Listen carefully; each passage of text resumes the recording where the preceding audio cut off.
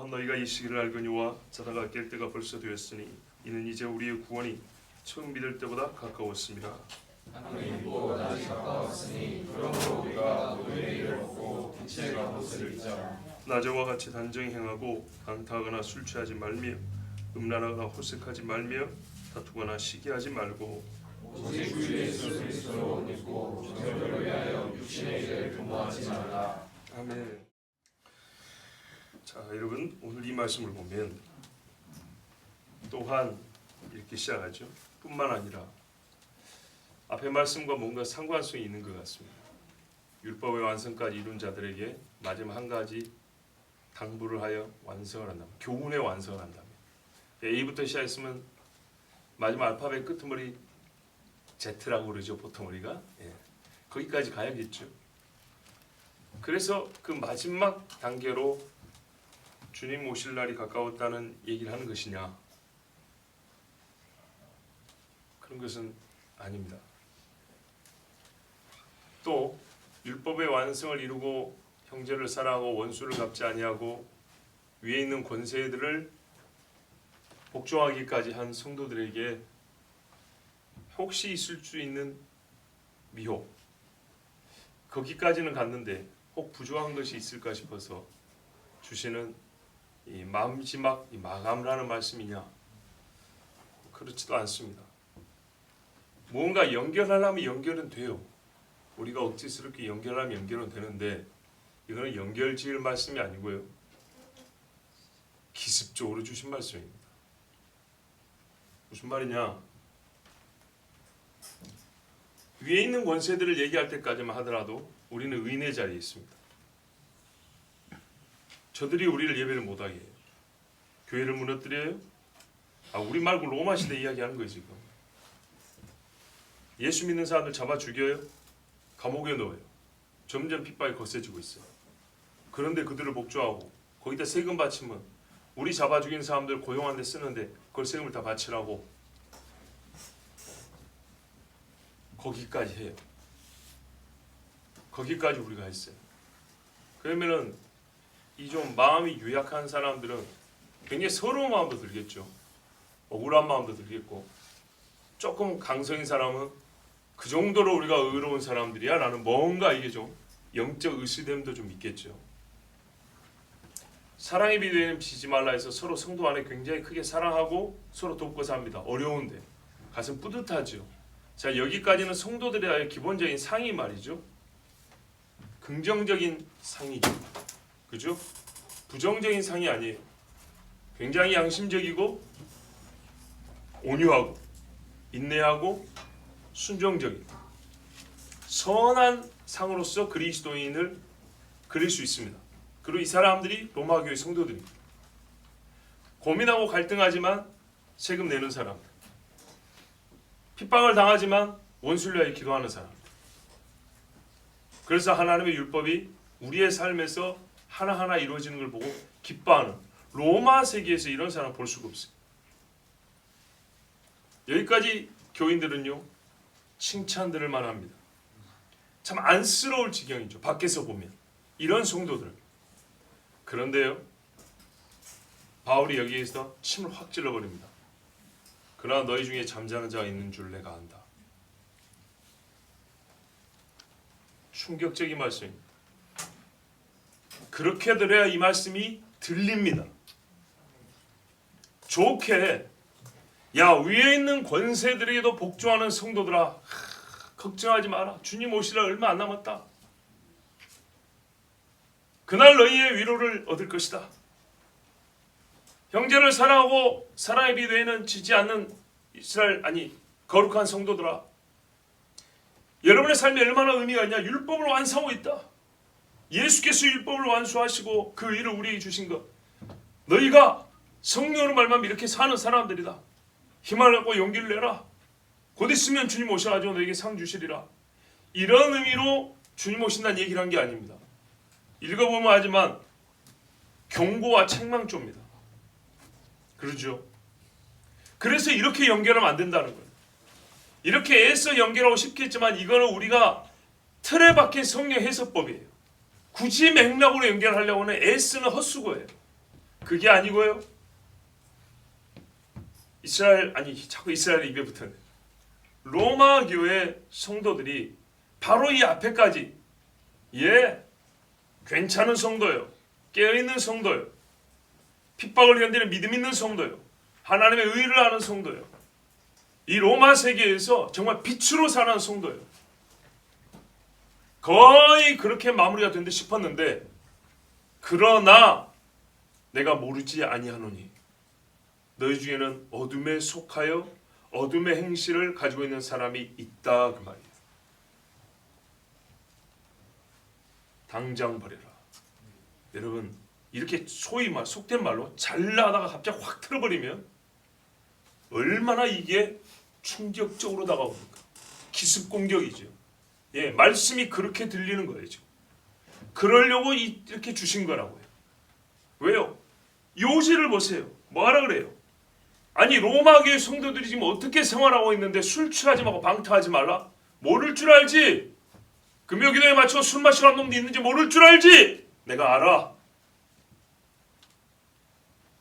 주일 예배 마치고 잘 맞춰 집에 가가지고 엄마 아빠 몰래 음란한 영상 보면서 도박하면서 모를 줄 알지?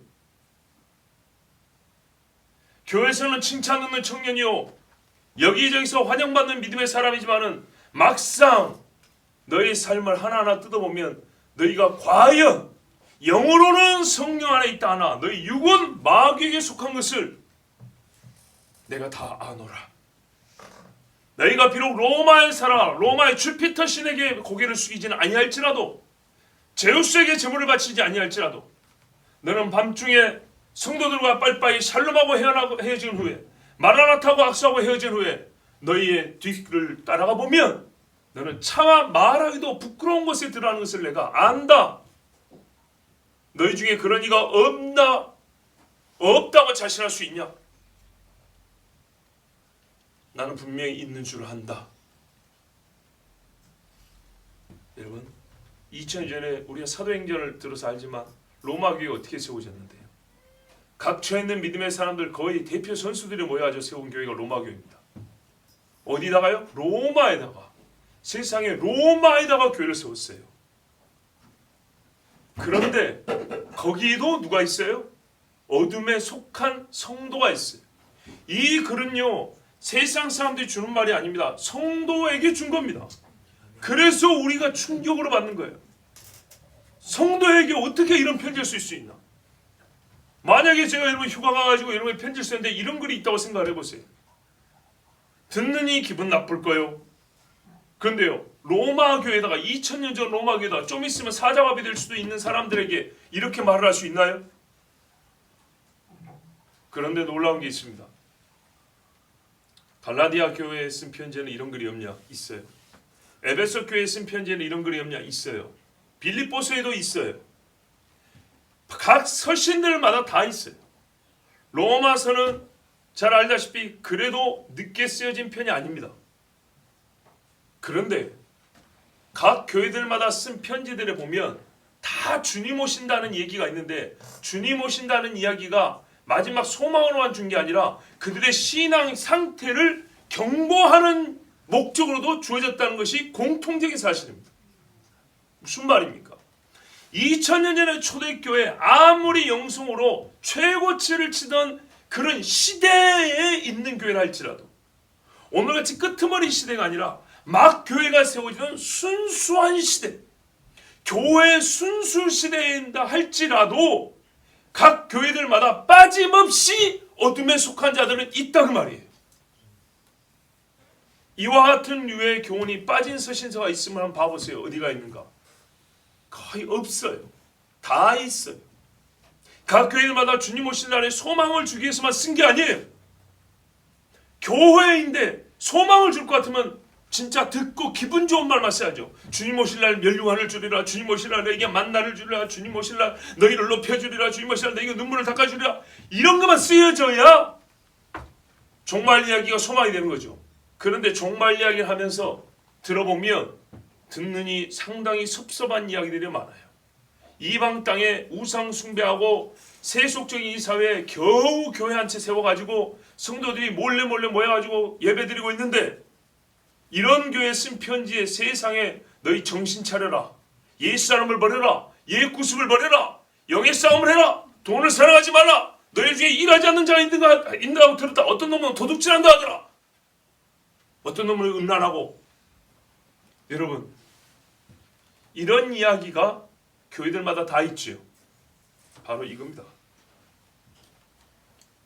교회가 처음 생길 때부터 교회 안에는요, 하나님 앞에 영으로는 회심했다 하지만 행실로는 그 거룩성을 못 쫓아간 사람들이 엄청나게 많습니다. 그런데 여러분, 또 하나 놀라운 게 뭐냐면 이 말씀이 로마서입니다. 복음의 정수를 닮은 로마서입니다. 요한계시록 같으면 성격상 약간 이해가 되죠. 그죠? 요한계시록은 그 말씀의 내용들이 역사적 미래지만 역사적 배경으로 종말입니다. 그 자체가 종말입니다. 그리고 환란입니다. 마지막 심판이고 새하늘과 새 땅입니다. 그렇기 때문에 다급하잖아요. 다급하니까 혹시 너희 중에 아직도 흰옷을 빨지 못한 사람도 있느냐? 정신 차려라. 이해가 되죠. 그런데 여러분, 2000년에 쓰여졌지만 역사적 시대는 마지막을 보고 쓴 글인 요한계시록이 아닌 그냥 그 당대를 말하고 있는 2000년 전, 2000년 전 로마, 2000년 전 에베소에 왜 꼭 요한계시록 같은 이야기가 이렇게 담겨 있을까요? 오늘 말씀 보면 너희 구원이 가까웠다 그래요. 구원이 가까웠으니까 뭐 하라고요? 어둠의 일을 벗고 빛의 갑옷을 입자, 그리스도로 옷 입자, 이렇게 말씀하죠. 자, 그때 당시에도 정신 못 차리고 사는 그리스도인이 있다 했죠. 뿐만 아니라 오늘 우리에게 이 말씀이 필요하기 때문에 너무나 지당한 이야기죠. 지당한데 조금 깊게 생각해 보자고요. 사람이 막 태어날 때 아담의 타락을 지식을 갖고 태어납니까? 아니죠. 아담의 타락에 대한 지식을 갖고 태어나지 않습니다. 태어난 사람은 어느 살다가 말씀을 듣는 그때부터 아담의 타락에 대한 범죄에 대한 지식을 갖게 됩니다. 우리가 하나님 앞에 죄인이요 하나님의 구원이 필요하다는 것을 사는 중 듣기 시작한 그때부터 알게 됩니다. 그렇죠? 그런데요, 이제 문제는 이겁니다. 어느 시대 누구든 간에 태어나면서부터 이 지식을 갖고 태어나지 못하고 살면서 어느 시점인가 그리스도인이 와서 복음을 전해주면 그때부터 듣게 되는데, 듣는 사람이요 시대가 흘러가면 흘러갈수록 더 악해요. 더 악해서 옛날에는 그냥 그냥 정량적으로, 그러니까는 그냥 수치로 얘기를 해볼게요. 옛날에는 10을 말하면 듣는 신용이라고 했다고요. 근데 요즘은 80을 말해도 비웃어버린다고요. 갈수록 안 들어요. 갈수록 그 지식이 없을 뿐만 아니라 그 지식을 거부하고 조롱하는 정도가 심해져요. 맞지요? 그래서 우리가 하는 말이 뭐예요? 이거를 통으로 그냥 한꺼번에 말하는 게 전도하기가 어렵다 그 말이죠. 전도하기가 왜 어렵습니까? 우리가 먹을 건 안 줘서요? 그러지 않습니다. 교회가 나쁜 짓을 많이 했어요? 여러분, 옛날에 교회가 한 채 세워졌을 때는 교회가 뭔지도 몰랐어요. 그래도 전도가 됐어요. 자, 봐보세요.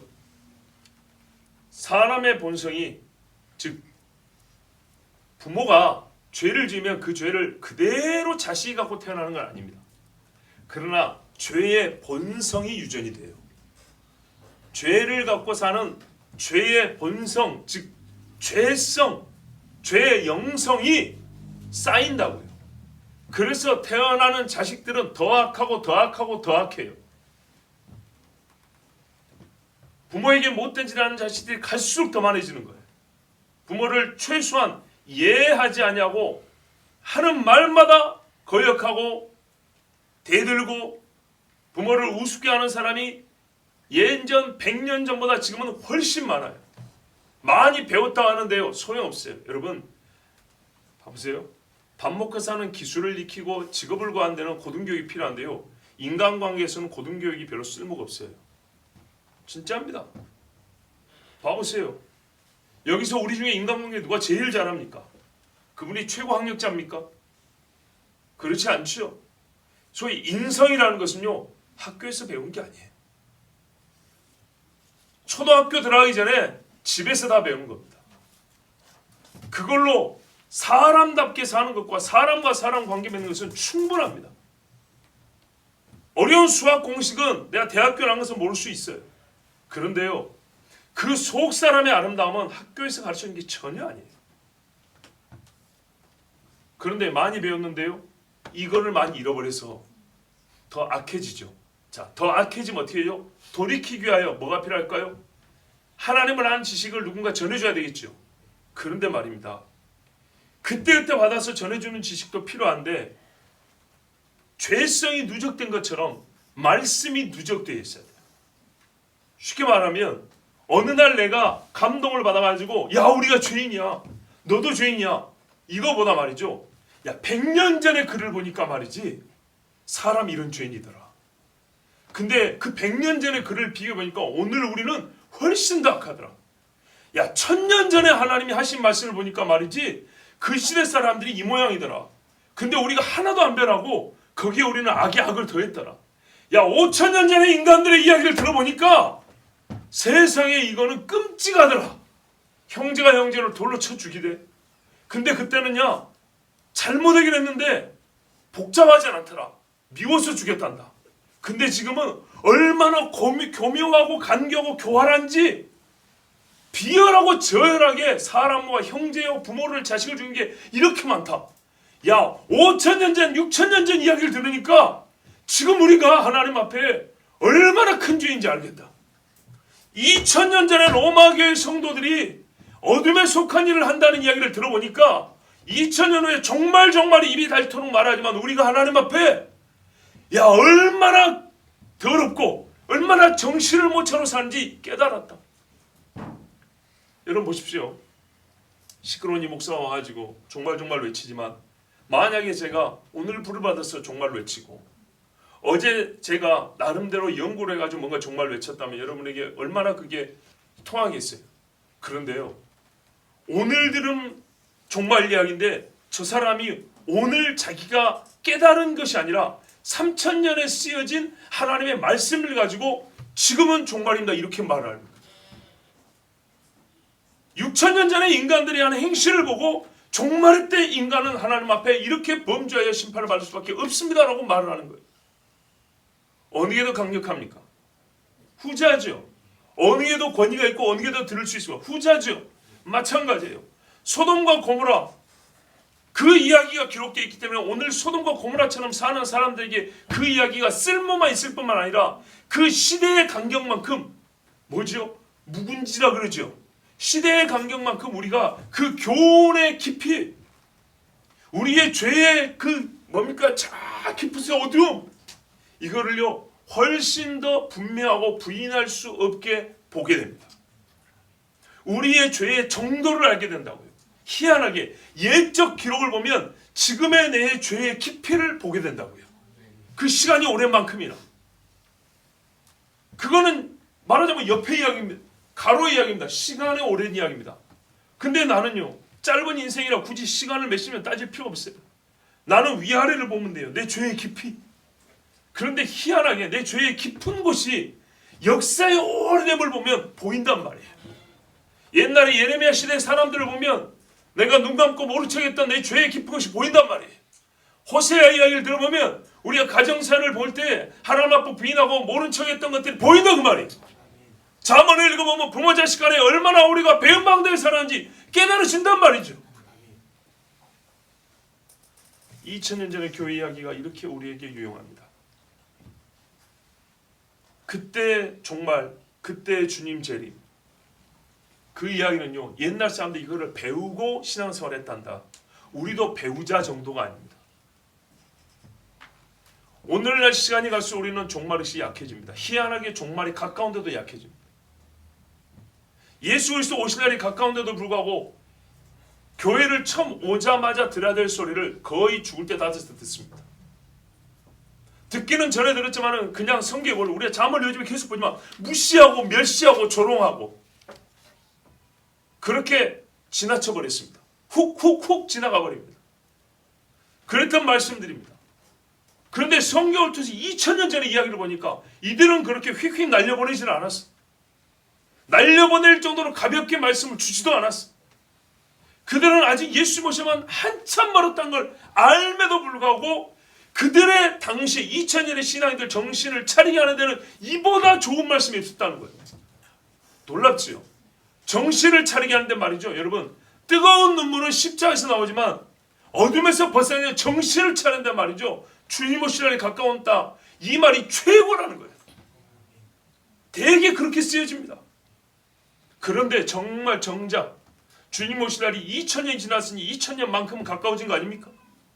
그런 우리도 보십시오. 왜 이 말씀이 필요하다고요? 갈수록 안 된다 그랬죠. 보세요. 로마 교회 성도들이 바울의 이 편지를 듣고 들었을까요? 안 들었을까요? 어떻게 들었을까요? 가볍게 들었을까요? 대충 들었을까요? 아니요. 고린도전서를 써줬더니 고린도 교회가 무시했습니까? 아니요. 고린도 후서에 가면 내가 이 처음 편지 쓸 때 근심했다. 괜히 쓸데없는 소리 했나? 상처만 줬나? 저들이 받지를 못해서 그냥 서로 갈등만 일으키면 어쩌는가? 그때 고린도 후서 쓸 때 뭐라 그래요? 야, 전에 들어온 소식을 들어보니까 당신들이 이 종의 편지를 보고 서로 회개하고 마음을 돌이키고 하나님 앞에 무릎을 꿇었다니 얼마나 감사한가. 로마교회 성도들요, 로마서 보고 시험 들지 않았어요. 교회 역사 가운데 그런 이야기 들려온 적이 없습니다. 그랬으면 로마 교회가 2개, 3개 확장되어 가면서 수많은 성도들이 로마 콜로세움에서 순교할 수가 없어요. 아직 교회가 하나 있을 때 이 편지를 썼다 하면 이 편을 듣고 상처받은 성도들이 수십 명, 아니 수천 명이 순교할 정도로 불어날 수 있겠습니까? 절대 그럴 수 없죠. 오히려 이 편지를 받고 감동을 받고 깨어나고 정신을 차렸습니다. 아니, 예수님 돌아가신 지가 불과 몇십 년밖에 안 됐고 우리가 예수 믿은 지 5년, 10년밖에 안 됐는데 어디 주님이 다시 오신다고 지금 만국의 복음이 증거되어 온다고 분명히 예수님이 그랬는데 만국의 증거되기는 지금 아시아를 겨우 벗어났는데 왜 바울 선생이 우리에게 이렇게 겁을 주는가? 우리가 이 생고생을 하면서 그리스도의 남은 고난 당신만 겪고 있나? 우리도 지금 겪고 있는데 그런데 왜 우리한테 이런 말을 하나? 그러나 여러분, 이런 식으로 자기 자신들을 부인하거나 그러니까는 자기 행위를 부인하거나 바울의 말이 틀렸다 하지 않았습니다. 나는 아니지만 우리 중에 누군가는 분명히 이렇게 살고 있기 때문에. 그러나 교회는 본시 모든 사람이 주님 앞에 정결한 신부여야 되기 때문에 여러분, 우리가 갖고 있는 이상이 뭡니까? 100% 구원 아닙니까? 우리 중에 있는 모든 사람이 구원 얻기를 바라시죠. 그게 우리의 생각할 수 있는 최상의 일이에요. 우리는 그런 꿈을 갖고 삽니다. 그렇기 때문에 로마 교회 성도들은 부정하지 않았어요. 나는 아닌데 괜히 나까지 싸잡아서 이거는 정말 저급한 사람들입니다. 누가 당신 보고 그랬대. 그게 아니잖아요. 너희 중에, 교회 중에. 그러나 우리는 한 몸이고 한 지체이기 때문에 어느 지체라도 이러면 안 되니까. 어떤 사람이라도 주님 오실 줄 알지 못하고 어둠 속에 가면 안 되니까.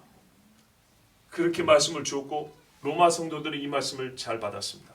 그리하여 이 충격적인 말에 깜짝 놀랐지만은 인정했습니다. 그리고 이들은 어떻게 했을까요? 인정했음으로 말미암아 회개하고 회개함으로 말미암아 교회는 불어났습니다. 여러분, 예루살렘에 보세요. 예루살렘 사람들아, 너희는 의롭도다. 그래서 성도가 불어났습니까? 아닙니다. 너희가 예수, 너희 메시아를 이방인의 손에 빌려 못 박아 죽였느니라. 그러나 하나님이 그를 살리셨다. 너희가 회개하고 죄사함을 얻고 성령의 선물을 받으라. 이렇게 말했습니다. 그렇게 하자 어떻게 했어요? 가슴을 치면서 형제들아 우리가 어찌할꼬 이렇게 나왔습니다.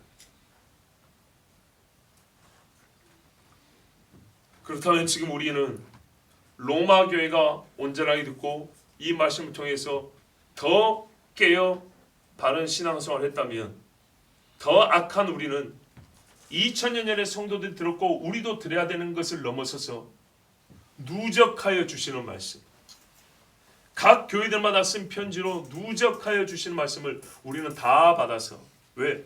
죄의 영성이 누적된 상태로 우리가 솔직히 살고 있기 때문에 그 과거의 이야기를 들으면서 오늘 우리에게 쌓여있는 수많은 죄들을, 그 진상을 보고 그것을 하나님 앞에 고하며 회개하고 정신을 차릴 수 있다는 것. 그래서 옛적에 주신 말씀을 그냥 떼어내서 교훈이 아니라 연속적인 과정 안에서 그 교훈이 쌓이고 교회의 역사가 쌓이고 끄트머리 있는 교회에게, 끄트머리 있는 후배 교회에게 선배들의 이야기가 쌓여서 우리에게 주어졌다는 것. 그렇게 이해하시고 오늘 우리에게도 그리스도 안에 있다고 하지만은 어둠 속에 살고 있는 분이 있다면 반드시 회개하고 주님 앞에 빛의 갑옷을 입는 시간 되기를 바랍니다. 시간이 많이 갈 수 있기 때문에 오늘 만약에 다 못 전하면 다음 시간에 전하도록 하겠습니다. 자, 보십시오. 너희가 이 시기를 안다 그랬습니다. 이 말씀을 좀 직접 번역을 하면 우리가 그때를 안다. 너희가 아니라 우리입니다. 우리. 바울은 선지자들은 옛적에 예레미야였지만 자기를 빠지지 않습니다. 너희라고 부를 때가 있고 우리라고 부를 때가 있는데요. 분명히 이거는 우리 이야기입니다. 왜? 바울이 가르쳤지 않습니까? 시기에 대하여. 그렇죠. 이 세대를 분별함에 대해 바울이 가르쳤기 때문에 바울과 로마 학교의 성도들은 전부 다 같이 알고 있습니다. 지금이 어떤 때냐? 자다가 깰 때가 이미 되었다. 지금이 바로 잠에서 깨야 할 시간이다. 군대에서 나팔 빵 불거나 종 때가 울리면 어떻게 소방서 같은 데 보면 그 즉시로 출동하죠. 바로 그때가 됐다는 얘기입니다. 왜 그때라고 말하는가? 이는 우리 구원이 처음 믿을 때보다 가까웠다. 이렇게 말했습니다. 처음 믿을 때보다 우리 구원이 가까웠다. 그 말이 무슨 말이죠? 구원의 정도가 있습니까? 50%, 70%, 80% 그게 아니죠. 예수를 믿음으로 구원이 시작됐다면 예수께서 오심으로 완성되는 겁니다. 바로 그 이야기를 하고 있습니다. 이 말은 주님 오실 때가 가까웠다 그런 말입니다. 그래서 잠에서 깨어야 된답니다. 근데 여러분 이 전제가 뭐죠? 너희 중에 잠자는 자가 있다는 얘기입니다. 성경에 잠자는 이야기는 죽은 자를 가리키는 표현을 쓰지만 영적으로 우매하고 어둡고 죄에 있는 사람들을 잠잔다고도 표현합니다. 그러니까는요. 너하고 내가 다 이 시기를 알고 있는데 이 시기는 자다가 깰 때가 벌써 되었다. 이는 우리 구원이 처음 믿을 때보다 가까웠기 때문에 주님 오실 때가 가까웠기 때문에 이제는 우리가 깨어 있어야 한다 이 말입니다. 그러니까 이게 충격적이죠. 우리를 지금 자고 있다고 말하는 거잖아요. 자, 고린도전서 15장 33절 44절에도요. 고린도 교회에 얼마나 치욕적인 이야기를 하냐면 바울이 속지 말라. 악한 동무들은 선한 행실을 더럽히나니 깨어 의를 행하고 죄를 짓지 말라. 하나님을 알지 못하는 자가 있기로 내가 너희를 부끄럽게 하기 위하여 말하노라. 내가 너희를 부끄럽게 한다요. 불신자가 아니고 너희 중에 하나님을 알지 못하는 교인이 있대요. 하나님을 알지 못하기 때문에 교회 안에서나 밖에서나 악한 친구가 와서 꼬드기면 그냥 따라가 버린대요. 이게 초대교회입니다, 여러분. 지금 안 그렇습니까? 동성애자가 오고 이단들이 와가지고 교회에서 살짝 홀리면 그대로 따라가 버리죠. 하나님을 알지 못하는 자. 야, 이거 얼마나 무서운 이야기고 모욕적인 이야기입니까? 그런데요. 우리 자문에도 보니까 아버지는 사실 그대로 말하더라고요. 악인들은 친구를 꼬드기 위해서 아주 미화해서 말을 잘해요. 그런데 아버지는 그를 살리기 위해서 사실 그대로를 얘기합니다. 그런 걸 따라가면 너 죽는다. 이렇게 말합니다. 바울은 하나님의 자녀들 사랑하기 때문에 돌려서 말하지 않습니다. 너희 중에 하나님 모르는 자들이 있어. 그래서 여기저기 세상 말에 휘둘러.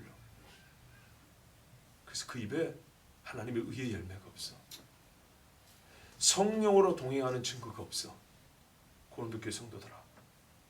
처음에 시작할 때문에 사랑하는 성도들아. 주 안에서 택하심을 받고 부름을 받은 고린도교회 성도들아. 그렇게 불렀지만 너희 중에는 하나님을 알지 못한 자가 있어. 그는 위로를 받을 자 아니라 부끄러움을 당해야 돼. 이 일은 부끄러워야 돼. 이 땅에서 부끄러우면 구원을 받을 수 있어. 너 중에 가늠한 자가 있어. 내쫓아. 알량한 사랑 타나를 막 쫓아. 그 영혼을 살리려면 차라리 쫓아. 그러면 산다. 여러분, 아비 같은 바울은 있는 그대로 얘기했어요.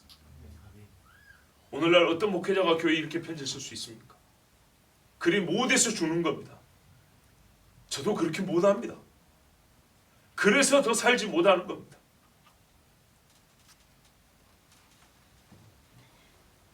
여러분, 구원이 처음 믿을 때 가까웠다. 그러면 좋아야 되죠. 그렇죠? 좋아야 되는데 이 뉘앙스가 뭐죠? 별로 그렇게 좋은 게 아니에요. 밤이 깊고 낮이 가까웠다. 그러므로 우리가 어둠의 일을 벗고 빛의 갑옷을 입자. 주여, 빛의 갑옷을 더하자도 아니고 어둠의 일을 먼저 벗잽니다. 있는 사실이거든.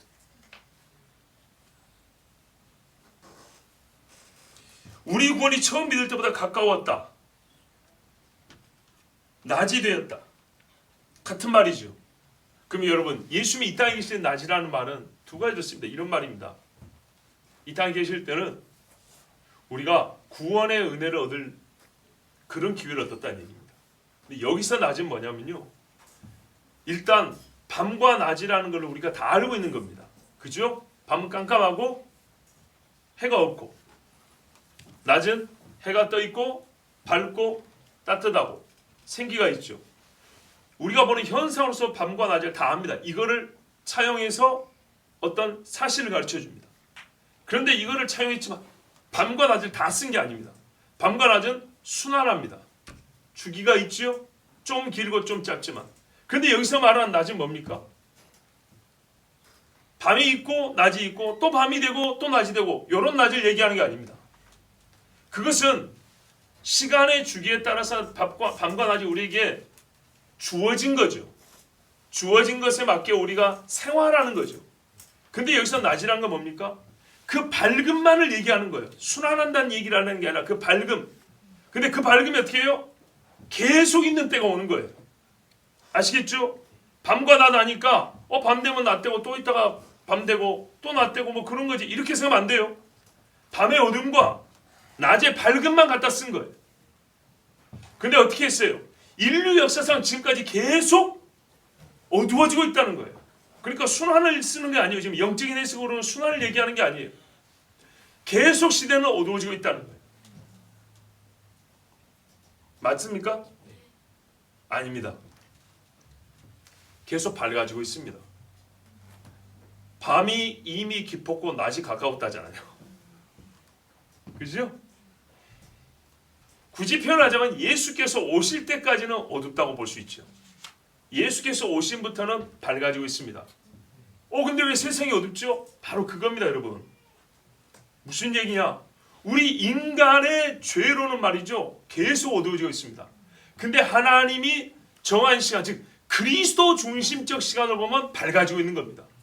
그러면 왜 우리가 어둡다고 느끼냐? 그 밝음을 거부하는 몸부림이기 때문에 어두운 겁니다. 이해가 되시죠? 해가 떴는데 안 일어나!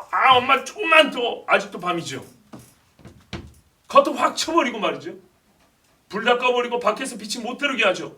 그래서 우리가 어둠 속에 사는 것이지, 객관적으로는 어떻게 해요? 주님이 오실 날이 가까웠고 준비가 다 되어 있잖아요. 신랑이 올 준비가 지금 되어 있잖아요. 그런데 어떻게 그걸 어둡다고 할 수 있죠? 여러분, 신랑 집에 잔치상이 다 준비되어 있어요. 그걸 어떻게 어둡다고 합니까?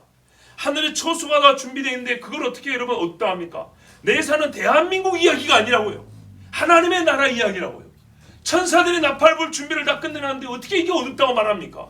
줄 예복이 다 있고 상급이 다 준비돼가지고 쫙 놓여있고 진열되어 있는데 어떻게 그걸 어둡다고 말합니까? 성도들의 기도가, 할 사람의 기도들은 다 차서 거의 아구까지 지금 끝을 다 하고 있는데 어떻게 그걸 어둡다고 합니까? 너희 동무들의 수가 다 차기까지 순교자의 수가 차고 마지막 수를 얼마 남겨놓은 차인데 어떻게 어둡다고 말합니까? 이건 밝음이지요. 밝습니다. 그러나 객관적이고 우주란 표현을 쓰면 전 세계적으로, 전 우주적으로 하나님의 나라의 시점에서, 관점에서 볼 때는 밝아지고 있는 겁니다. 낮이 오고 있는 겁니다. 예수님께서 이 땅에 본인이 왔을 때 낮이라 그랬어요. 그죠? 그거는 좀 짧은 시간입니다. 그러나 내가 죽을 때 밤이라고 했어요. 맞습니까? 그런데 이거를 스케일을 좀 넓혀보세요. 그럼 어떻게 해요? 인간이 죄를 지기 전에 밝았습니다. 죄를 지음으로 계속 어두워졌습니다. 예수께서 오심으로 밝아졌습니다. 그런데 이 밝음을 거부하는 인간의 죄는 더 깊어집니다. 그러니까 그 사람은 어떻게 해요? 더 어두운 거죠. 그래서 빛의 갑옷을 입는 사람조차도 그 빛을 거부하는 자들의 객관적 어둠이 아니라 그 사람의 어둠, 그 시대의 어둠, 아시겠죠? 하나님이 어둠을 예비한 게 아니라 하나님은 빛을 주려는데 사람들이 어두운 거죠. 봐보세요. 소돔과 고모라에 하나님이 심판을 내리잖아요. 그리고 롯의 집에는 하나님의 구원이 임했잖아요. 그런데 그 사위들은 어떻게 했어요? 눈 감아버렸죠. 못 들었죠. 분명히 그 집에 빛이 왔어요. 그런데 눈 감아버렸다고요. 그러면 그 사람은 인생 중 가장 어두운 때를 보내는 거예요. 마찬가지입니다. 하나님 분명히 말씀해요. 낮이 가까웠다고. 그런데 세상은 거부함으로 어두웠고 있어요. 근데 안타까운 게 뭐냐면 이 간격이 커지는데 여기서 빛에 있던 사람이 어둠 속으로 미혹에 끌려간다는 거예요. 그런 사람들이 있으면 안 되잖아요. 그런데 지금 오늘날에도 교회들이 얼마나 그런 사람이 많냐 이 말이죠. 언제 교회 화장실에서 동성연애가 일어났다는 이야기가 40년 전에 보고를 들은 적이 있습니까? 오늘날에는 들리잖아요. 주님이 오실 준비를 다 마치고 있는데 곧 있으면 나팔 불 것인데. 자, 그렇기 때문에 이 낮은 두 가지입니다. 하나님 앞에 깨끗하고 정결한 사람은 진짜 구원의 완성입니다. 낮으로만 이루어진 세상이 와요. 낮으로만 이루어진 세상일 때는 빛이신 하나님이 직접 통치하시는 그때가 온다고요. 그때 빛 가운데 걸었던 사람은 그 빛과 합하기 때문에 아무 문제가 없고 우리 구원이 말 그대로 가까워서 완성이 되는 거죠. 그런데 어둠 속에 있는 사람은 어떻게 하죠? 빛이 있다가 다시 밤으로 바뀌는 게 아니라 빛만 있는, 낮만 있는 때가 온다고요. 그래서 낮이 가까워서 이제는 어두워지지 않아요. 그 낮의 세계에 왔는데 내가 빛이 없고 어둠만 있어요. 그럼 어떻게 하죠? 나와 어울리는 게 하나도 없는 그 사이. 이 빛과 나의 어둠과 어울리고 마주할 수 있는 게 하나도 없다고요. 그 빛이 다스리는 세상이 온다고요. 빛이 판단하는, 내가 빛과 어둠을 선택하는 시기가 아니고요. 빛이 모든 것을 판단하고 선택하는 시기에 와버린다고요. 그때 내가 어둠 속에 있으면 나는 그 빛에 의하여 정죄를 당할 뿐입니다. 그래서 성도들이 말합니다. 구원이 가까웠기 때문에 그날 정결한 신부들은 신랑이다 하면 나가죠. 그렇지 못한 사람은요. 기다렸다고 하는데 기름과 등불이 기름이 부족하지요. 기름이 부족하기 때문에 못 나가지요. 바로 그 이야기입니다. 너희 중에 바꿔 말하면 기름이 다 떨어진 자가 있다 하더라. 그런데 왜 정신을 차리고 기름 살 생각을 하지 않냐? 그 말하고 내용상 다르지 않습니다. 그러면 복음서 말씀을 예스로 한다면 이 말씀도 이해하는 겁니다.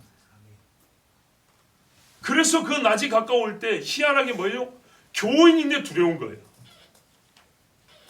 뭐 때문에요? 낮을 거부하는 어둠의 사람들의 핍박 때문이 아니라 그 낮 자체 때문에 두려운 거예요. 하나님 앞에 얼굴과 얼굴을 마주보는 게 두려운 거라고요. 두려우면 형벌이 있으리니. 그날 두려워하시렵니까? 아니면 지금 정신을 차리고 그날 주님을 반갑게 맞으시렵니까? 지금 주님 앞에 정신을 차리고 반갑게 맞아야 되겠죠? 그래서 지금 이 말씀을 주시는 겁니다. 그런데 갈수록 이 말을 안 듣는 세대라고요. 2000년 전 로마를 교회를 듣는데 갈수록 안 듣기 때문에 우리는 그 오래된 선배들이 들었던 이야기를 또 듣고 차곡차곡 쌓아 들으면서 우리가 얼마나 안 듣는 사람인지, 얼마나 우리에게 이 말씀이 필요한지를 깨닫는다는 말씀입니다. 어둠의 일을 버리자, 벗어버리자, 빛의 갑옷을 입자. 자, 여러분, 교인에게 준 것인가 주었다는 것을 잊지 마십시오. 어둠의 행위를 벗어버리지 못하고 구원은 얻었다고 말하지만 빛의 갑옷을 입지 못하지. 여러분, 갑옷은요, 그 사람의 신분 그보다는 경건의 능력이죠. 그렇죠? 전투할 때 쓰는 거 아닙니까? 대표적인 것만 찾으면 어렵지 않습니다. 갑옷이란 것은 상대의 공격에 나를 보호하는 옷입니다. 최소한 갖춰야 될 것입니다. 최소치입니다. 왜? 방어니까요. 공격이 그 다음이랄 것 같으면 최소치가 빛의 갑옷입니다. 엄밀한 의미에 말하면. 그런데 이것마저도 없어요. 밖에서 들어오는 미혹과 유혹을 이겨내고 잘라버릴 정도의 경건의 능력이 안 되는 거예요. 뭐 그 사람을 계도하고 전도하고 교훈하는 것은 고사하고 들어오는 말들마다 솔깃 가는 거예요. 갑옷을 입지 못하고 여러분 화살이 떨어지는데 활보할 수 있습니까? 근데 신앙주의는 그런 사람이 많대요. 갑주를 입지 못하고 나는 괜찮을 거야 하고 술집 옆을 막 돌아다니는 거예요. 나는 괜찮을 거야 하고 아주 더러운 데 옆에 돌아다니는 거예요. 될 거라고. 나는 지켜줄 거라고. 천만의 말씀 만만의 콩떡입니다. 안 됩니다. 절대 안 됩니다. 왜 성도들이 어둠의 행위에 몰두하는가요? 성경 말씀대로 보면 육체의 정욕을 이기지 못하기 때문입니다. 여러분, 아담이 타락한 이후로 우리는 죄의 본성만 가지고 있는 게 아니라 그 죄의 본성에 끌어갈 때 육체가 이기지 못합니다. 즉 견디는 힘도 많이 떨어져 버렸습니다. 다르게 말하면요, 죄가 자극을 할 때 예전의 육체보다 훨씬 민감하게 몸이 반응을 나타냅니다. 이해가 되십니까? 죄가 없을 때는요, 밖에서 긁어도 별로 그 죄가 재밌게 안 보이거든요. 근데 빠지고 또 빠지면 어떻게 해요? 아, 이거 재밌어요. 이것이 나를 나타내 준 것 같아요. 어떤 사람은 술을 말로 마시는 걸 자랑하죠. 그게 뭔 자랑이라고. 그 사람이 처음부터 그렇게 말술을 마시지 않았어요. 근데 사람이 얼마나 우스워지는 거 보세요. 말술 마시는 게 인생의 자랑거리입니까? 그래서 서로 술 마시기 내기하다가 죽습니다. 대학교 보내왔더니 애들이 술 더럽게 마시기 내기를 합니다. 신발에다가 양말 빨고 우유 집어넣고 술 집어넣고 온갖 김치 국물 넣어가지고 한꺼번에 마시기. 그렇고 비약한 애들은 토하고 난리를 치고 어떤 애들은 죽습니다. 뉴스에서 간혹 보셨죠?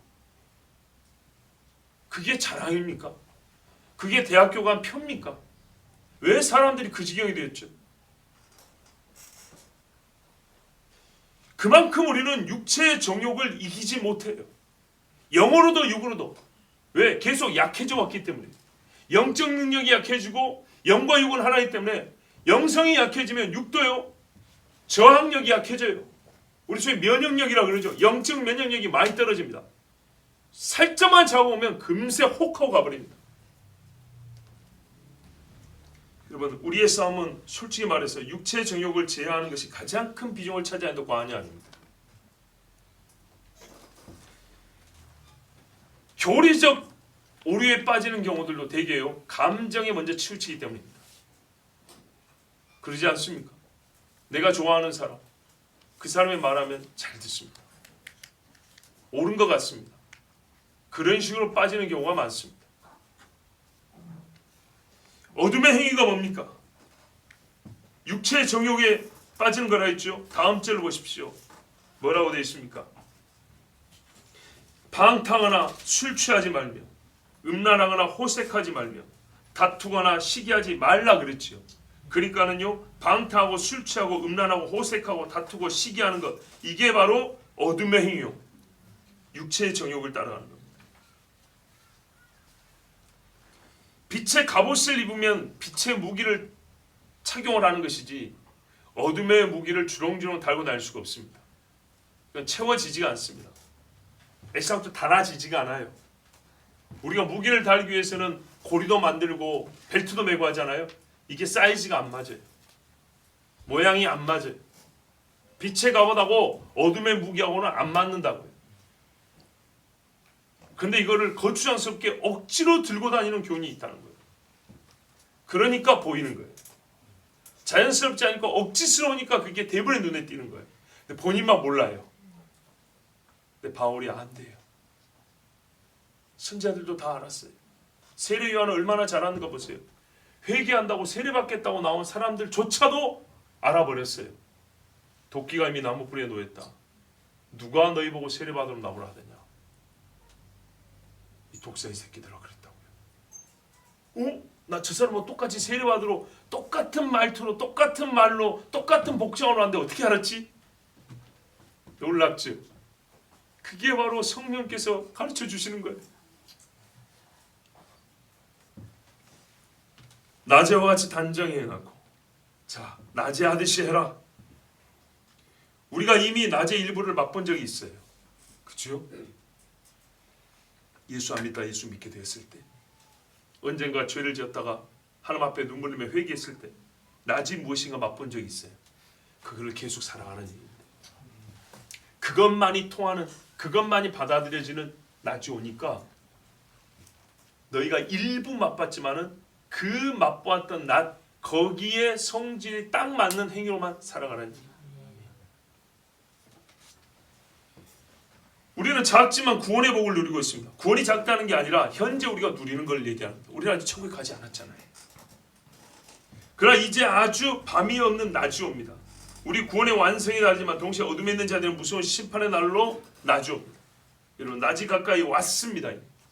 본문의 맥락은 희락을 기대하라는 것이 아닙니다. 처음에 말씀드린 대로 어둠에 속한 일을 하는 성도들이 재빨리 어둠에서 벗어나는 경고로서 낮을 얘기하고 있습니다. 하나님의 구원을 얻을 때가 되었다는 뜻으로가 아니라 내 어둠이 곧 밝히 드러날 때가 가까이 왔다는 것을 의미하는 겁니다. 낮은 두 가지라 그랬죠.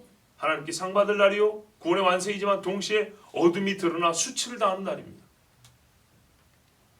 그러므로 지금 낮에 속한 일을 해야 합니다. 잠시 후면 빛이신 하나님 앞에 설 것이기 때문에 원하든 원치 않든 나에게는 낮이 분명히 옵니다.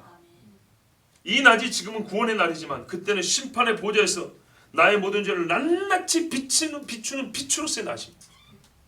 그렇기 때문에 내 속과 내 행위에서 어둠이 발견되지 않도록 낮에와 같이 행해야 합니다.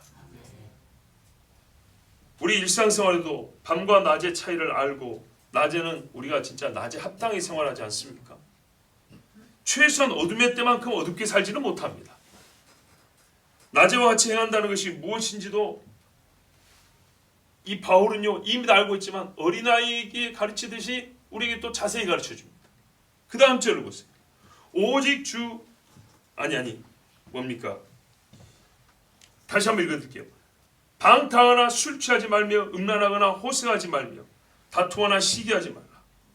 자 여러분 방탕하다. 사람의 행동이 가볍기 이를 데가 없어요. 제 멋대로 행하는. 술 취하는 거 뭐 설명 필요합니까? 음란이 뭔지도 설명 필요 없죠. 설명이 필요 없을 정도로 많이 하고 잘하는 겁니다. 잘 아는 것이 아니라 잘해요. 음란은 안 가르쳐도 잘합니다. 호색하지 말며 사실 비슷한 이야기입니다만은 이거는 호색은 사람의 이 사고가 아예 그쪽으로 묶여 있는 겁니다. 실제적으로 다투거나 시기하지 말고 싸움을 일으켜요. 분쟁을 말을 시작할 때부터 다툼을 이야기하고 다툼이 일어날 것을 알면서 시작을 합니다. 분을 쉽게 풀지 않습니다. 남이 잘 되는 걸 좋아하지 않습니다. 이런 것들이 뭐라고요? 어둠의 일들입니다.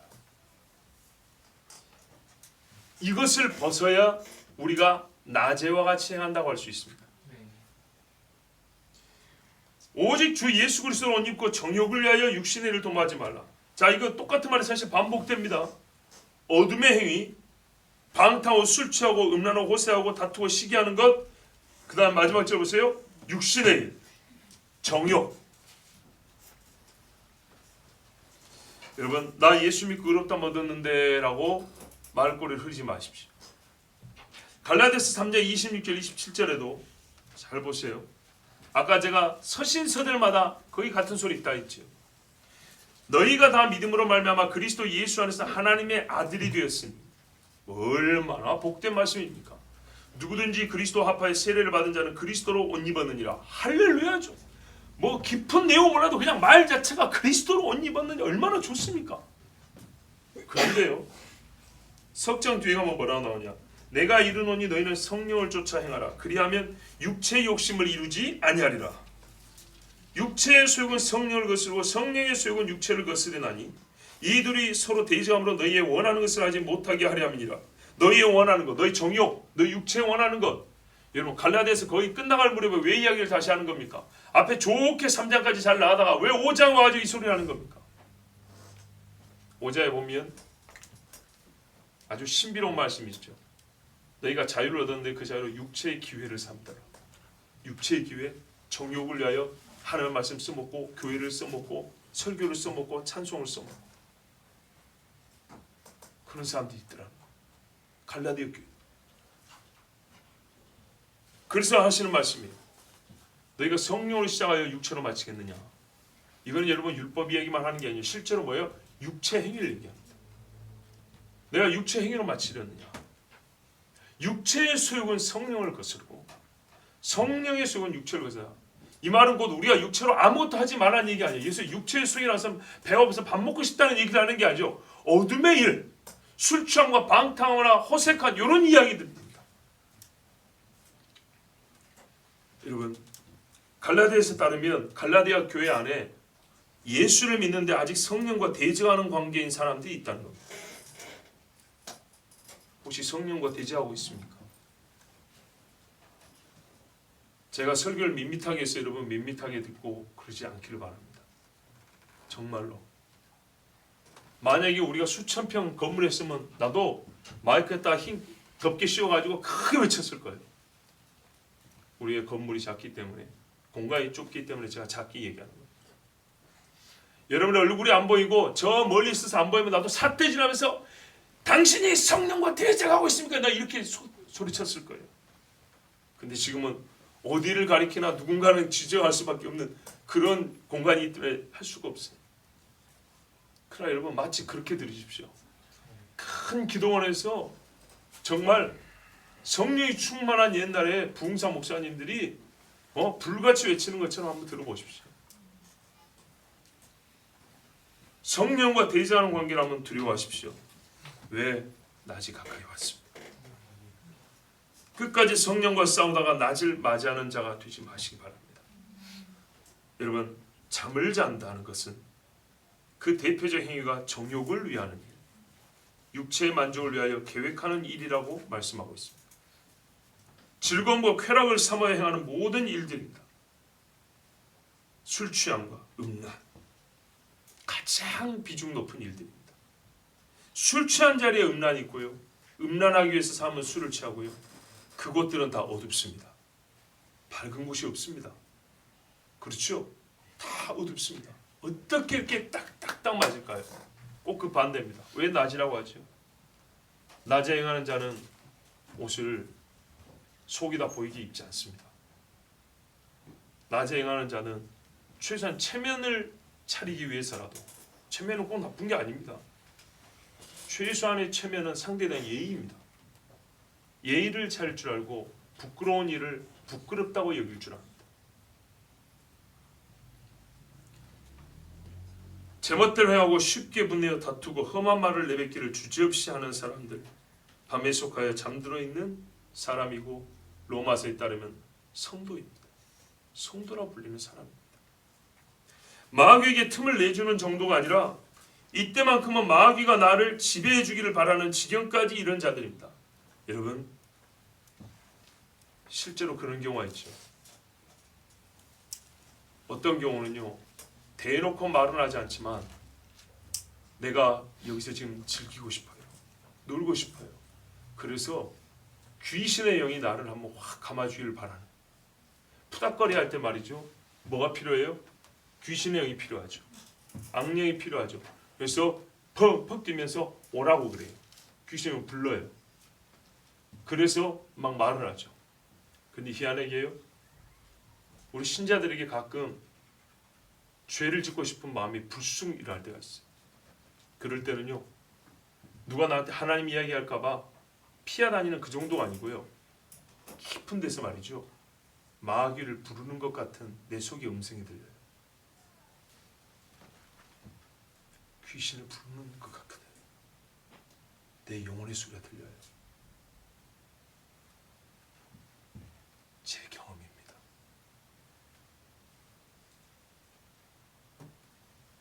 그 순간 누가 나보고 너 예수 믿냐 안 믿냐 하면 나는 예수 믿는다 할 거예요. 그 순간 설교라도 할 거예요. 그런데요, 희한하게 속에서는요, 지금만큼은 귀신이 나를 지배했으면 좋겠다.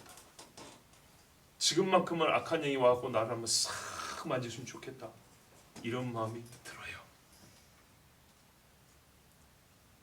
얼마나 우리가 어둠에서 벗어나기 힘들고 큰 죄악 속에서 우리 찬송가 가사처럼 큰 죄악 속에서 살고 있는지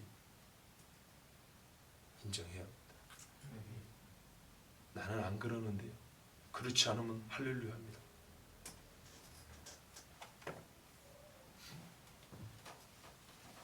에베소서 5장 8절에서 16절을 보면 너희가 전에는 어둠이더니 에베소 교회도 이런 말씀을 하시죠. 너희가 전에는 어둠이더니 이제는 주 안에서 빛이라 빛의 자녀들처럼 행하라. 여기까지 할렐루야죠.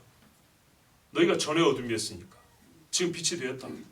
그러니까 이제부터 빛으로 살자. 이거야 처음 소신자한테 할 수 있는 이야기 아닙니까? 교회 막 세워서 할 수 있는 이야기죠.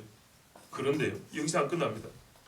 빛의 열매는 모든 착함과 의로움과 진실함에 있느니라. 이게 빛의 자녀처럼 행하는 거라고 구체적으로 또 가르쳐줍니다.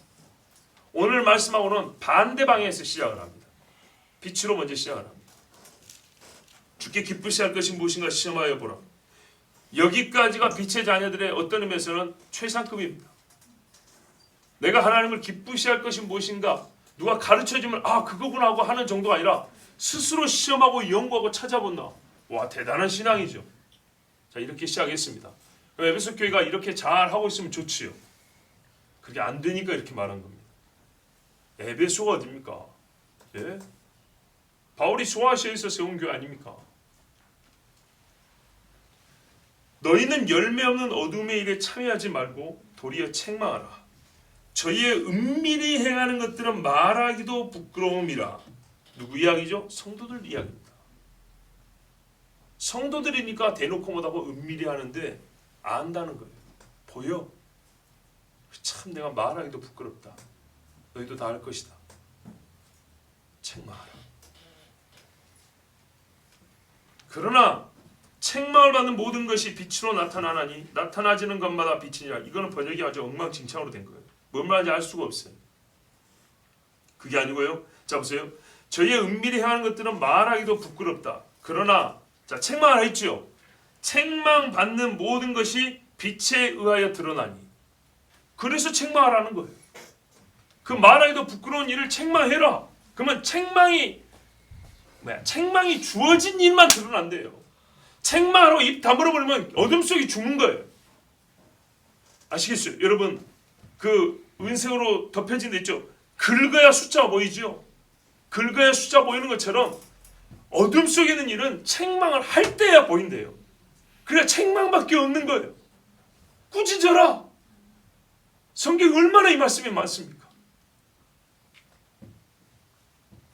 책망받는 모든 것이 빛에 의하여 드러나니 무엇이든지 드러나게 하는 것은 빛이니라. 자, 우리가 어둠 속에 있어서 은밀히 행했는데 누군가 나에게 뭔 말을 했더니 내 어둠이 드러나 버렸어요. 그러면 그 말이 빛이었다는 거예요. 그죠? 빛은 증거가 있어요. 누군가 나에게 듣기 좋은 말이든 듣기 싫은 말이든 뭔 말 해줬는데 그 말 때문에 내 속에 더러운 것을 내가 안 하게 됐어요. 그러면 그 말이 빛인 거예요. 그럼 그 말을 어떻게 해요? 들어야 되는 거예요. 그러므로 이르시기를 잠자는 자여 깨어서 죽은 자들 가운데서 일어나라. 그리스도께서 내게 비추시리라 하셨느니라. 이 모든 빛이 그리스도로부터 왔어요. 그리스도께서 우리를 깨우시려고 하나님의 사람들에게 책망의 말을 주셨고 그 책망의 말이 주어지자 책망의 말이 요만큼 주어지면 이만큼 긁어져서 속이 드러나고 책망이 요만큼 주어지면 이만큼 속이 드러나서 그 사람이 회개하게 되는 겁니다. 물론 책망받을 일이 없으면 정말로 감사하고 할렐루야 얘기고 그렇지 않고 어둠에 있는 자들 이야기입니다. 그런즉 너희가 어떻게 행할 것을 자세히 주의하여 그러므로 너희가 얼마나 정확히 행하고 있는지 주의하라. 네가 얼마나 하나님 말씀에서 정도를 얻고 있는지 주의하여 확인하라. 지혜 없는 자같이 말고 오직 지혜 있는 자같이 하여 세월을 아끼라. 때가 악하니라. 여러분 2000년 전에도 세월을 아끼라 소리를 들었는데 2000이 지나서 오늘 우리가 이 말을 듣니 얼마나 이게 우리 깊이 다가옵니까? 에베소 교회가요 전에만 어둠인 게 아니라 지금도 책망받을 일이 있대요. 근데 책망하는 것이 빛이라 그랬죠. 책망하여 죄가 드러난 빛이라 그랬죠. 보세요. 아직도 어둠에 있는 게 있대요. 전에 너희가 어둠이고 지금 빛인데 계속 주의 빛을 비추어서 드러나야 될 어둠이 지금도 있대요. 근데 그거 하는데 그 어둠을 드러내는데 시간을 아끼랍니다. 미루고 연기하고 다음에 될 거라고 기회가 있을 거라고 전혀 그런 생각하면 안 된다고 말합니다. 여러분 이 말씀 왜 주셨죠? 오늘 로마서 말씀 항상 들어야 할 신앙 정신이기도 하죠. 주님 오실 이야기는 언제나 들어야 되죠. 그렇지만 여러분 우리 가운데 실제로 이런 일이 있기 때문입니다. 성경은 실제에 대하여 실제로 말씀하십니다.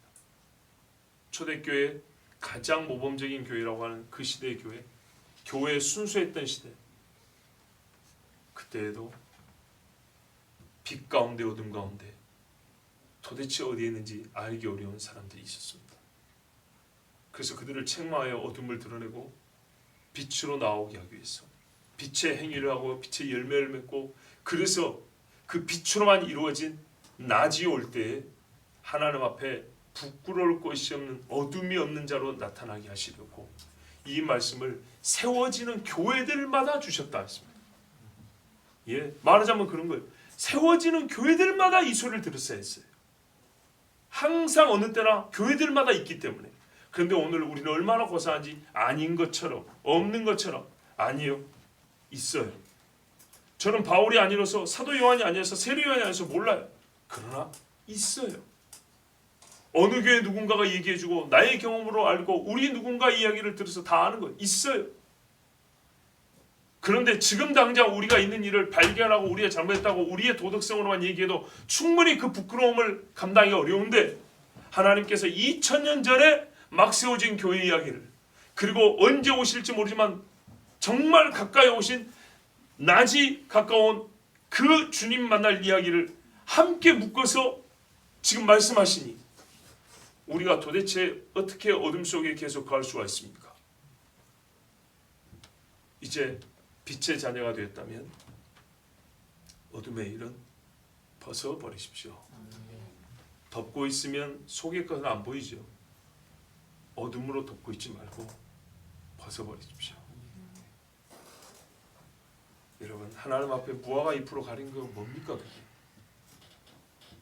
죄 짓고 무화과 잎으로 가린다고 그게 안 보입니까? 그게 가려집니까?